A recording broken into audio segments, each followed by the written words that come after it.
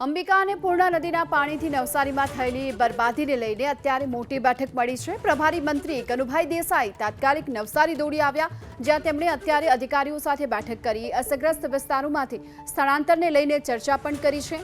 નુકસાનીનો સર્વે કરી વળતર ચૂકવવાની નાગરિકોને બાંહેધરી પણ આપી।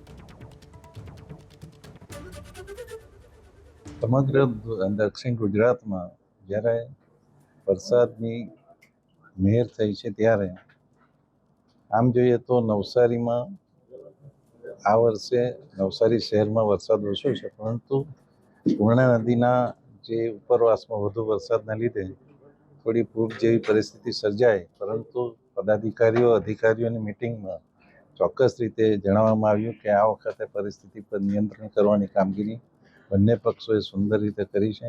લગભગ 3200 લોકોનો રેસ્ક્યુ કરવામાં આવ્યું છે। 2000 શહેરમાંથી અને 1200 લોકોને ગ્રામ્યમાંથી કરવામાં આવ્યા છે અને કેશડોલ પણ ચૂકવી દેવામાં આવી છે અને બીજું કંઈ પણ નુકસાની હશે એનો સર્વે કરવામાં આવશે અને સાથે સાથે ભવિષ્યમાં આવી પરિસ્થિતિ ન થાય એના માટેના આયોજનો નક્કી કરવામાં આવ્યા કે નદીને પાળા બનાવીને થોડું સંરક્ષણ કરી શકાય, ડ્રેજિંગ કરી શકાય અને શહેરમાંથી જે ખાડી પસાર થાય છે એને લાઇનિંગ કરાવીને ભવિષ્યમાં વધુ પાણીનો ભરાવો ન થાય એ રીતનું આયોજન કરવામાં આવ્યું।